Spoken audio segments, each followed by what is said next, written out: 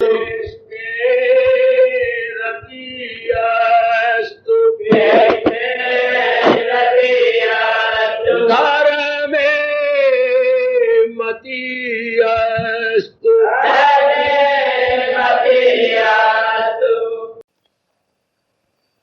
हम गीता जी को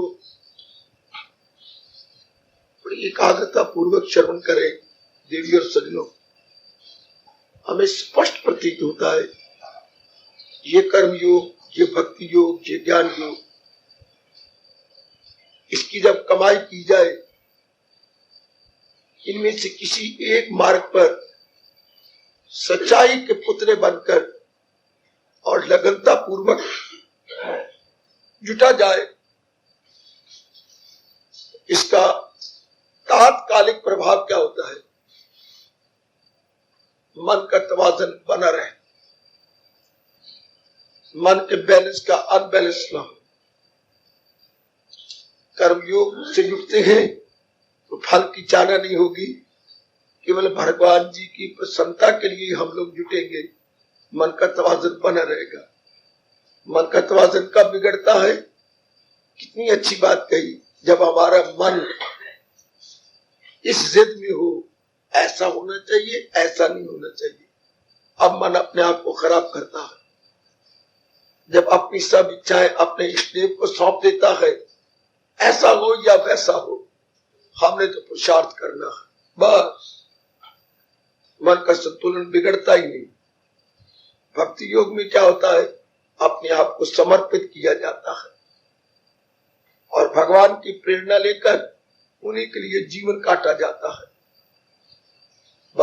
फिर जो कुछ भी हो जाए संतुष्ट, क्योंकि भगवान जी कर रहे हैं ना। ये बात बड़ी गहरी उतर जाती है मेरे सज्जनों और देवियों। भगवान के आगे के बिना पत्ता भी नहीं हिल सकता। जो कुछ हो रहा है उसमें मेरी भलाई है। जीव का तवाज़ुन बना रहा। ज्ञान योग की तो बात ही क्या, वो तो देह मन इंद्री से परे हट जाता है, एक तरफ हट गया, प्रसन्न और गद्द। हम लोग है भक्ति मार्गी। भक्ति में होता है समर्पण, और समर्पण में कोई अपनी इच्छा नहीं रहती। जब अपने आप को हवाले ही कर दिया, तब मन शांत आनंद। तो इस तरह क्या होगा? जीव हमेशा संतुष्ट रहेगा और किसी भी मार्ग में लगा हुआ होगा, बहुत उन्नति कर जाएगा। मैं क्या ये बात स्पष्ट कर दूं, क्या जीव वर्षों तक तीर्थों में, मंदिरों में जाते रहते हैं, धर्म स्थानों में जाते रहते हैं, उन्नति क्यों नहीं करते जितनी करनी चाहिए? कृष्ण के पास एक ही जवाब है, हम अपने तवाज़ुन को बिगाड़ देते हैं। कभी पत्नी कारण, कभी पिता के कारण, कभी माता के कारण, कभी अपने कारण। दुनिया में अगर भगवान के अनुसार न जुटा जाए और अपने आप को भगवान के हवाले न किया जाए, तो संसार तो नाम ही इसी का है। क्या अभी क्या था, अभी क्या है, इसी का नाम दुनिया है। अर्थात गिरगिट की तरह सदा रंग बदलते रहना। ओ देवियों, ओ सज्जनों, इसको दुनिया कहती है। कभी अनुकूलता, कभी प्रतिकूलता, कभी हालात फेवरेबल, कभी अनफेवरेबल। दाना आदमी कहां इससे खुश काम। आप जैसे विचारशीला, आप जैसे बुद्धिमान दुनिया के स्वभाव को जानकर अपना मन हटा लेते। देख लीजिए, आप उसको दोस्त नहीं बनाते जो बदलता रहे। आजकल के जमाना में स्पष्ट देखिए, संबंध विच्छेद या तलाक कब हो जाता है? जब दोनों स्थिर न रहे। आपका मन तंग आ जाता है, ये पुरुष अच्छा नहीं, ये पति कहलाने योग्य नहीं, कभी कुछ इसी तरह आप करिए, पति कहलाने योग्य नहीं है। लेकिन जब आप स्थिर न रहे, तब संबंध विच्छेद हो जाता। तो इसी बड़े पैमाने पर लोग, कितनी अच्छी बात महापुरुष बता गए, दुनिया के साथ हमारा संबंध विच्छेद या तलाक या डाइवोर्स कब होता है? सचमुच भगवान के प्यारे दुनिया को तलाक दे देती है। हाय हाय, ये है सच्चा डाइवोर्स। आध्यात्मिक भाषा में कहेंगे संबंध विच्छेद। विच्छेद मैंने काट देना, टुकड़े कर देना। और संबंध में अपने संबंध के कब ये बदलती रहती है। इसके साथ संबंध बनाना अपनी मिट्टी पलीत करना है। दुनिया कहे क्यों नहीं मेरे साथ संबंध बनाता, तो सदा एक जैसी रहती नहीं। एक ही जवाब हमारे पास, अगर तू सदा एक जैसी रहती हम तेरे पे जान कुर्बान कर देंगे। पर तेरे पे जान कुर्बानी करने का मतलब ही कुछ नहीं होगा, जलालत होगी। वह मैं वही जान कुर्बान भगवान पे क्यों न कर। आए भाई, ये मेरे स्वामी जी हम जैसे को समझाया करते थे, जिस बेवफा दुनिया पे तो अपनी जान कुर्बान करता और मिलता कुछ भी नहीं सिवाय आवागमन के, वही जान भगवान पे कुर्बान कर ले, जिससे जीव भगवान की जात में समा के शांत हो जाए, बिल्कुल शांत है।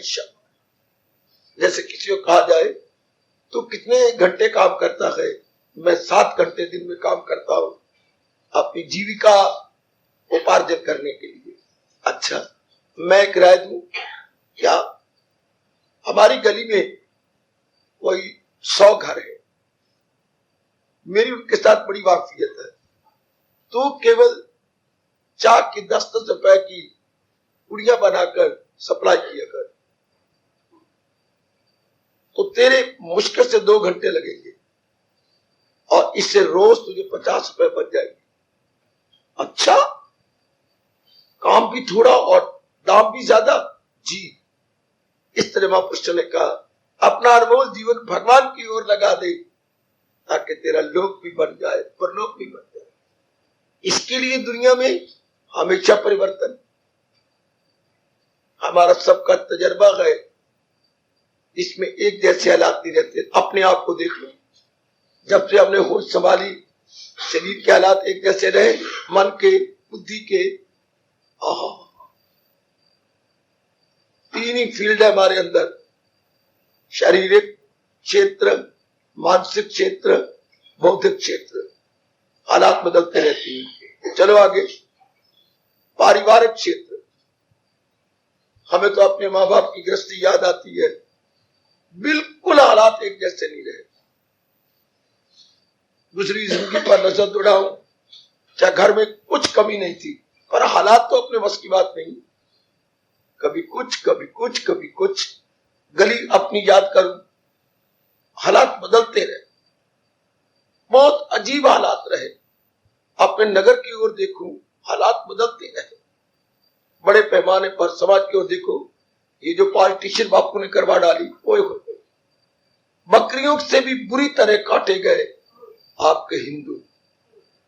लाहौर में, लैलपुर में, मंटकुमरी में, ओए होए, पूरी तरह हलाक कर दिए।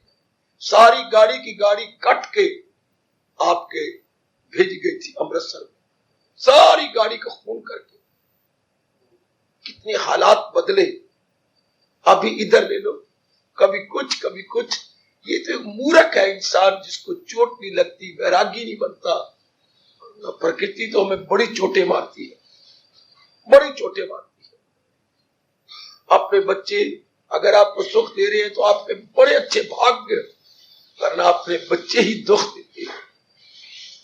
लड़की नहीं दुख देगी तो लड़की का जवाई घर वाला देगा। अपना बेटा बहुत अच्छा है तो जो आपने बहू ले दी है बड़ी चंद्री और मारती है जंदरी। अगर आपकी बहू बड़ी अच्छी है तो बेटा नालायक, शराबी, कबाबी, जुए खेलने वाला, किसी काम का नहीं। फिर आपने बेवकूफियों से जो बिठा बैठते हो अपने दुखों को बढ़ाने के लिए, किराएदार, ओए होए, दिन में पहले 4 तारे दिखाएंगे, फिर 8, फिर 10, फिर 100।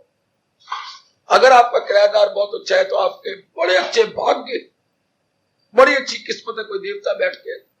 और किराएदार अच्छा है तो मालिक मकान नीचे। तो जिधर भी आप नजर मारो, आजकल गवर्नमेंट के अजीबो गरीब बेवकूफाना नियम दुकानदारों के लिए नर्क बना दिए लोगों ने। बेचारे मजबूर हो जाते हैं क्या, टैक्स बचाने के लिए। ऐसे गंदे गंदे नियम होते हैं। हालांकि हमारे शास्त्र कहते हैं टैक्स इतना लगाना चाहिए, कोई आप में से बताए तो क्या शास्त्र में कभी कहीं सुना हो पढ़ा हो? टैक्स इतना लगाना चाहिए? नहीं, जितना कि आटे में नमक। बहुत अच्छे। जितना कि बहती नदी में चिड़िया पानी पी के उड़ जाती, याद रखना हमेशा। जैसे बहती नदियों में से कोई पक्षी पानी पी के उड़ जाता है, कोई महसूस नहीं होता, इतना ही टैक्स लगाना चाहिए, अगले को महसूस ही ना। और आज हड्डियां रहने दी जाती है, चमड़ी उतारना चाहते हैं। अगला चोरी करेगा, गलत तरीका है इनका, बिल्कुल गलत। जहां तक मेरी बुद्धि ने काम किया, इस गुजरते हुए हालात को देखकर जो तो कहीं भी सुख नजर नहीं आता। ब्याज का इंसान किसी तरह सुख से 4 दिन 2 दिन काट पी ले, व्यक्तिगत रूप में बीमारी, मानसिक रूप में चिंताएं ही चिंता है, बौद्धिक रूप में क्या बोलूं, व्यक्तिगत रूप में बीमारियां, मानसिक रूप में चिंताएं, और बुद्धि रूप में दुविधाएं। क्या करूं, ये बुद्धि की बीमारी, दुविधा में रहना। आज की कोई नारी हो या नर हो जो सुलझा हुआ हो, वरना देख लो सब उलझे।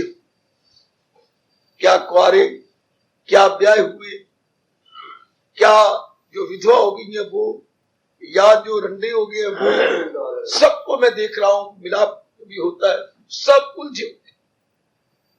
नौकरी द्वारा दुख हो रहा है, बिजनेस द्वारा दुख हो रहा है, नौकरी में दुख इसलिए हो रहा है, सारे रिश्वतखोर है। अगर बड़े ऑफिसर को कुछ ना दो तो बस फिर खुद पसंद है, यानी आत्मश्लाघा चाहती है, पीड़ा ही घर को हो रहा। उसके मुंह के चमचे बने रहो तो आपकी नौकरी चलती रहेगी। अगर केवल ये सोचो कि मैंने काम से मतलब मेरा, बस आपसे कोई मतलब, कोई आप नौकरी करना बड़ा मुश्किल हो जाएगा। मुझे कहीं तो सुख बताओ। औलाद ना हो तो दुख, औलाद हो तो रजोगुनी होती है, और रजोगुनी औलाद क्या होती है, हमेशा ही दुख का कारण।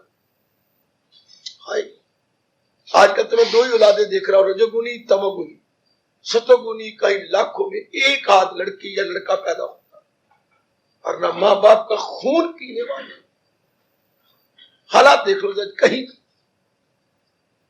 दुकानदार और ग्राहकों के अंदर कितनी बहुत बुरा। तो सुख तो कहीं भी नहीं है, कहीं भी सुख नहीं। इसलिए दुनिया मानसिक रूप से तलाक देने योग्य है। किसी कोने में सुख नजर नहीं आता। खुद भगवान कह रहे गए, जो मेरी शिक्षा को नहीं अपनाएगा, मनमानी करेगा, मैं तो भूल नहीं सकता, भगवान करे आप ही ना भूले, गम बेहिसाब उनको ये दुनिया बनाने वाला कह रहा है। उनको ना दिन में चैन होगा, ना रात को आराम होगा। वो बेचैन बेकरार रहेंगे जो मनमानियां करते रहेंगे, या इस मूर्ख जहान वालों की नकल करते रहेंगे। भगवान पता नहीं क्यों नहीं अपने मन को हिलाते। आजकल भगवान की नकल नहीं, किसी देवता देवी की नकल नहीं, हाय हाय, किसी पहुंचे हुए महापुरुष की नकल नहीं, किसी भगवती की नकल नहीं, जिनका ना कोई दीन, ना ईमान, ना धर्म, ना कैरेक्टर, अलानिया तौर पर बुरे कैरेक्टर वाले, बुरे विचारों वाले उन सिनेमा स्टारों की नकल की जा रही आपकी आंखों के सामने, उन बेहुदा की, जिनको अगर मेरी नजर से देखा जाए तो लाइन में खड़ा करके गोलियों से मार देना चाहिए। आप कहेंगे क्यों? हजारों के कैरेक्टर बर्बाद कर देती हैं ये कमबख्त सिनेमा स्टार। हजारों के कैरेक्टर की दुनिया उड़ाई जा रही। आप बड़े ध्यान से देखिए, मैंने ये कठोर शब्द बोले इसीलिए। हजारों लड़कियों के कैरेक्टर बर्बाद, हजारों लड़कों की इनकी नकल करके, इनके फैशन की नकल, इनके बालों की नकल, इनके नखरों की नकल, केवल रुपया कमाने के लिए। और उनका कुप्रभाव कितना पड़ रहा है समाज के। और मेरी बेटियां बड़े शौक से घरों में देखती हैं उनको, सिनेमा में जाके देखती हैं, उन्हीं के द्वारा कपड़े पहनती हैं, उन्हीं जैसे उन्हें बाल कटे वैसे बाल कटवा लेंगी। प्रभाव क्या पड़ेगा, क्या होगा? लगाए वो महसूस, उनका मन बाहरी रूप में लगने लग जाए। समाज तबाह होता जा रहा है और खुद भगवान कह रहे हैं इससे प्रभाव जाहिर हुई अक्ल डाउनफॉल। ये उनकी नकल हो रही। हालांकि भगवान ने क्या कहा था, बड़ा आदमी जो बनाए असूर उससे सारी दुनिया। अब तो भगवान का ये फरमान हिल गया है। तो महाराज जी का नियम तो ये था जो बड़ा आदमी होता है, और बड़ा आदमी कौन, जिससे ज्यादा खुशी मिले। हमारी गीता ये कहती है बड़ा आदमी किसको, जिसके पास ज्यादा धन हो वो नहीं, जिसके पास बड़ी इज्जत हो वो नहीं, या बारी बड़ी रूप में इज्जत हो वो नहीं, जिससे अधिकतम खुशी मिले आएगा, अधिकतम जिससे शांति मिले, वही हमारी माँ, वही हमारे बाप।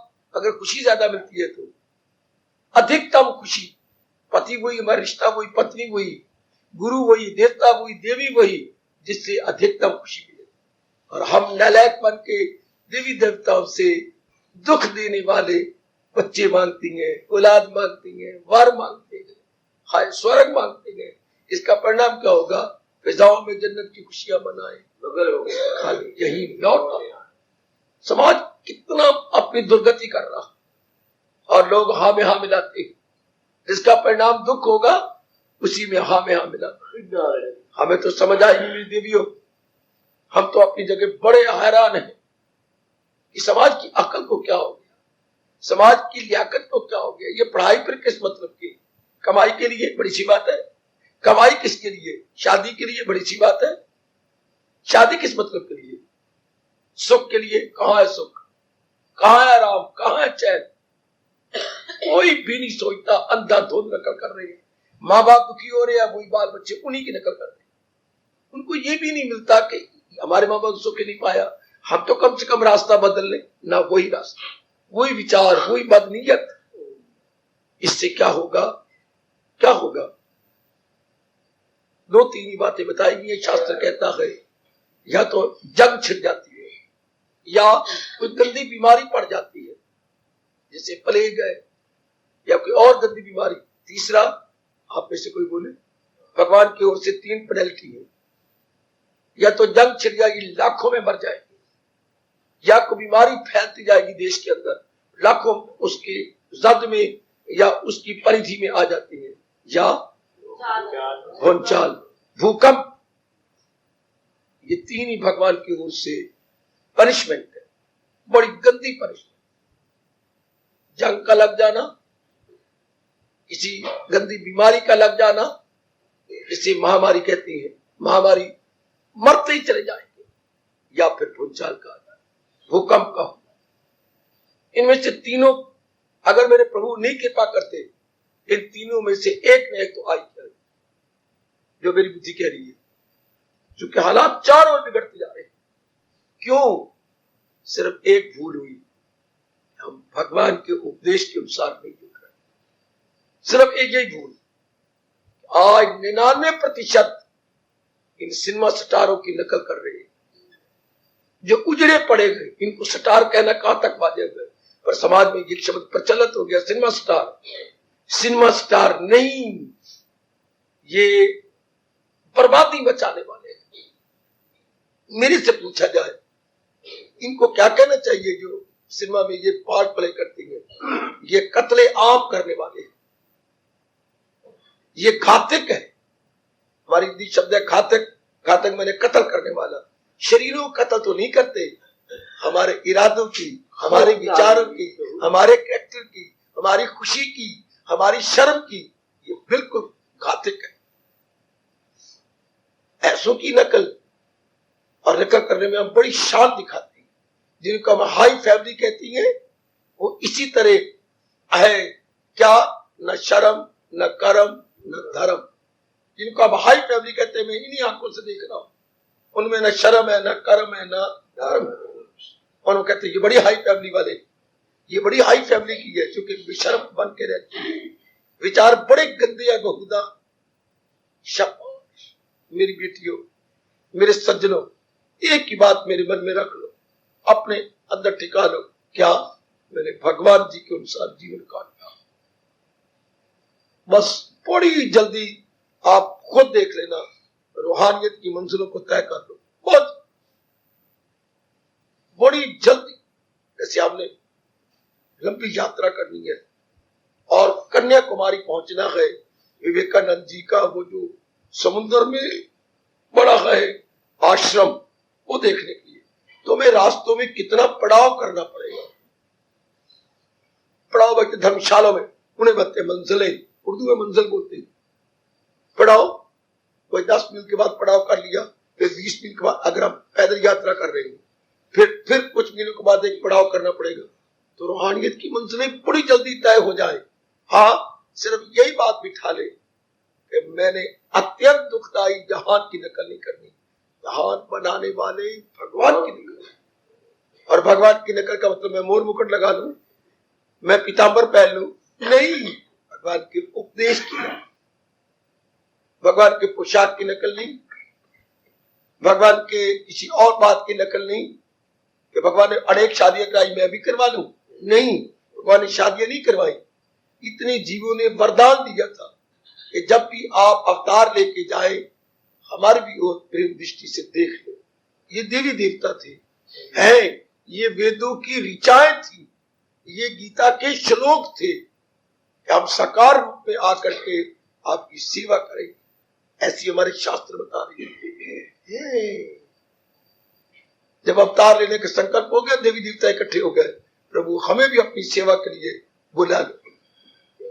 उन्हें क्या करूं? किसी ने कहा मैं वृंदावन के वृक्ष बन जाऊं, किसने कहा मैं वृंदावन की गैया बन जाऊं, मैं वृंदावन के रास्ते की धूल बन जाऊं जिस रास्ते से आप चलेंगे, जिन वृक्षों पे बैठ के आप बंसी बजाया करेंगे, हम वो बन जाए। भगवान तथास्तु कहते हैं, तथास्तु कहते। सैकड़ों ने कहा हम ग्वाले बन जाए, सैकड़ों ने कहा हम वहां की गोपियां बन जाए, भगवान तथास्तु कहते हैं। और जब वापस गया यहां से लौटकर सारों को ले गए वापस बंटवाल, फिर उनके रहने का मतलब ही कुछ नहीं। इस तरह देवियों, आप मेरी इस नेक राय को मान, उपदेश नहीं मेरी नेक राय है। हम चाहे या 4 आने वाले हो या 40 या 4000 आने वाले हो, एक ही बात बैठ जाए, मैंने अपने इष्ट देव की नकल करनी, बौद्धिक रूप से, इरादे रूप में। और मैं बार बार कहूंगा भगवान ने एक ही इरादा कहा है, कर सच्चे दिल से। सारी गीता को देख लो, पहले अध्याय से लेकर 18वें अध्याय तक, बल्कि 18वें अध्याय में जोर से कहा ये सब टंटे छोड़ और ले मेरी मांगा के दामन, सर्व धर्मान परित्यज्य मामेकं शरणं। हाँ, ये हमने बेवकूफी से इरादे कर लिए, इनको छोड़ दिया और जो भगवान ने इरादा बताया वो कर। सारी गीता में एक इरादा, विचार, मन का काम विचार करना, विचार करें जो भगवत संबंधी है। हाय कर, मैंने मना लिया अपने आप को, आप नहीं मनाएंगे क्या? थोड़े दिनों का मेहमान हूं मैं आपके अंदर, बड़ी मुद्दत से कह रहा हूं, मेरे होते हुए अपना लो। क्या? जब मन ने विचार ही करना है, भगवान ने कहा सदा मेरा पैगाम जिसे, तो मन को समझा दे, मनवा भगवान का चिंतन करना, तेरा कल्याण इसी में है, वरना तू तबाह हो जाएगा, कहीं का नहीं रहेगा। जैसे भगवान तेरे कह रहे गए ये दुनिया है उसकी, मन मान जाता है फौरन, क्योंकि मन दुख नहीं चाहता, तबाही नहीं चाहता। ऐसे कठोर शब्द बोला करो, मन तो तबाह हो जाएगा, मन तो आवागमन में चक्कर काटता रहेगा, कुत्ते की तरह कामना के लिए दर दर पर धक्के खाएगा। नहीं, मैं धक्के नहीं खाना चाहता, मैं आवागमन के चक्कर में नहीं आना चाहता। फिर भगवान का चिंतन कर। फिर जैसे हमारे वक्त मास्टर जी मारते हुए कहते थे पल्लेदार बन, नहीं पल्लेदार होते जो मंडियों में, नहीं मैं पल्लेदार नहीं बनना चाहता मास्टर जी। और पढ़ाई का कुछ और निराला ढंग था। या कहते स्कूल दा पियन बन, नहीं पियन घंटियां बजाएगा, नहीं मैं घंटी नहीं बजाना चाहता। तो अगर घड़ियाल बजाने नहीं तो फिर पढ़ाई क्या करें? अगर घंटियां नहीं बजाने, घड़ियाल बजा, अच्छा जी मैं कल से अब जरूर पढ़ू। आजकल मास्टर बैठे हो मेरे सामने, पढ़ाई का और ढंग है। हमारे वक्त ये ढंग था, जो स्कूल का काम, हमारे वक्त पढ़ के बड़े होशियार होते थे। ये तो मारते बहुत थे, जब मेरे ये नहीं समझते थे मास्टर जी कि हम लोग इंसान के बच्चे हैं, वो समझते जैसे ये हैवान के बच्चे हैं। लगता है डंडा यहाँ लग जाए, लगता है डंडा इधर लग जाए, लगता है डंडा पीछे किसी नरम आंख पे लग जाए, लगन दे, अंदर धुंध मार, शाबाश। फिर दूसरी बात एक और सजा देते, जो मैं होम टास्क बताता हूं, मैंने सवाल किए 3, 2 नहीं निकले, तो मेरा धर्म मास्टर कहते ये बनता है मेरा कर्तव्य कि मैं किसी होशियार लड़के के पास जाऊं, उसकी थोड़ी मिन्नतें करूं। हमें मिन्नतें भी सिखाते थे, देख तो थोड़ा सा पढ़ा देगा, मुझे कल डंडे नहीं मिलेंगे, कल मास्टर जी मुझे दुम्बा बनाना, मुझे दुम्बे की तरह मारेंगे, तो तू मेरे पास हाँ तो मुझे समझा दे, वो समझा देता। तो वो जो 2 सवाल मैंने समझे, मास्टर जी ने कहा था 5 बारी निकालो, तो अब वो सवाल लेकर के 5 बार खुद निकालते। इससे लड़के होशियार होते गए। मास्टर जी तो पकड़ लेना, हर एक ने 5 सवाल कहिए कि नहीं, बोलो मैं देखना चाहता हूं आप, फिर बड़ी मार खाओगे। एक ने उठ बैठता, क्यों भाई तूने क्यों नहीं किए, समझने क्यों नहीं गया, मेरी माँ बीमार थी, या चपरासी भेज के पूछ लो। तो मैं सारा समय उधर दिया, मैंने समझा नहीं। अब मेरे मनोरी दोस्त ने कहा है छुट्टी में समझा दूंगा, फलाना सवाल, हाँ अच्छा बच्चू, फिर सवेरे दूसरे दिन आना, आजा मनोरी सीधा आजा तू, अब तक पहुंचते हैं, ये ब्लैक बोर्ड पर निकाल ये सवाल। हाय मेरा रब्बा, सबके सामने वो सवाल, तो लड़के होशियार हो जाएंगे। अर्थात ध्यान दिया जाता था। इस तरह हम अपने मास्टर की ओर ध्यान दें कि मेरे प्रभु ने क्या कहा है, वह बेड़ा पार हो जाए। इतनी बात मेरी मान लो, मेरा सुनाना आपको सुनना सफल कर। मैंने तो भगवान के अनुसार जुटना, दुखी इंसान के अनुसार मैंने जुटना, चाहे मेरी माँ हो, चाहे मेरे पिता हो, चाहे मेरा भाई हो, कितना मेरे नजदीकी खूनी का रिश्ता हो, पर मैंने तो भगवान की नकल करना, मैं तो इनके कथन के अनुसार जुटना, बस इतना ही काफी। नकालची तो इंसान है, भगवान ने नकल का स्वभाव बनाया हुआ है, हर एक का नकल का स्वभाव बनाया हुआ है, पर इंसान को ये नहीं पता लगा नकल किसकी है, इमिटेशन टू हुम, ये नहीं समझ।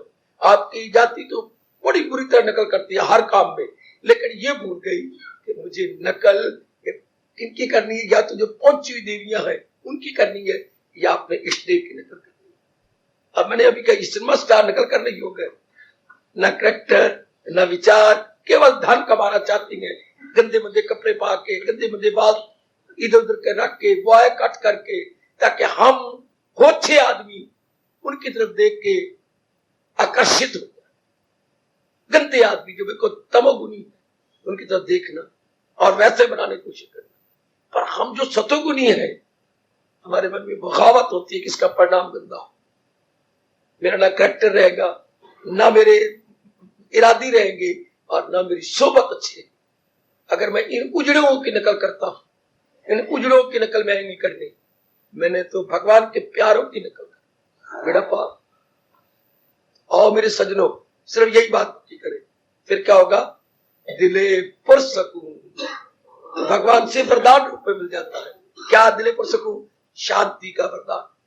प्रसादे सर्व दुखा नाम हानियस्य उपजायते, भगवान का प्रसाद मिल जाएगा।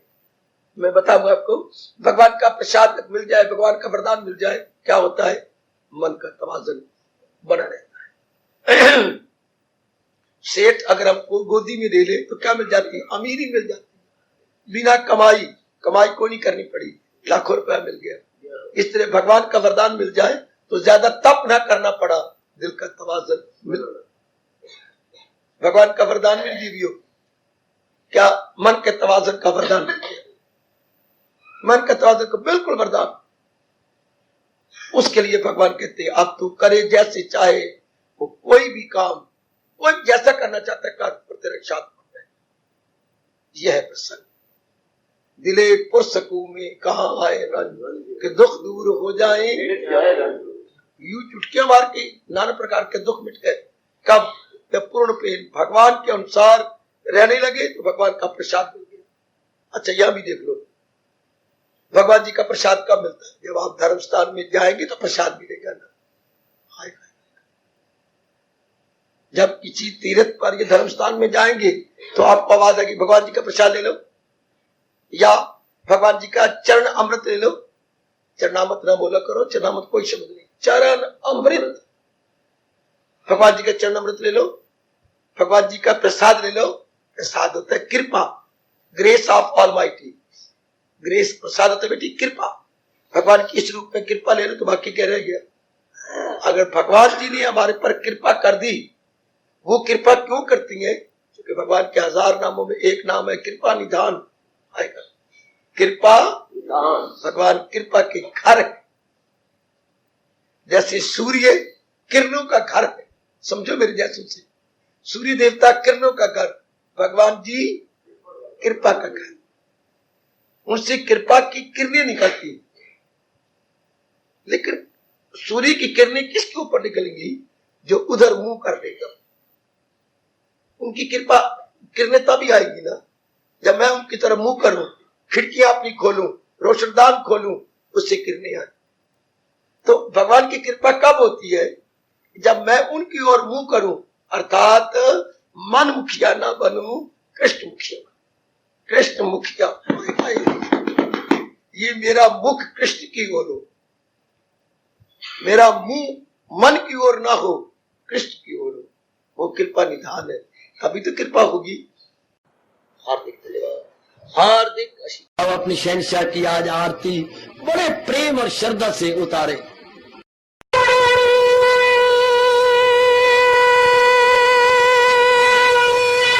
ओम जय जगदीश जय हरे स्वामी जय दीना लात हरे भगत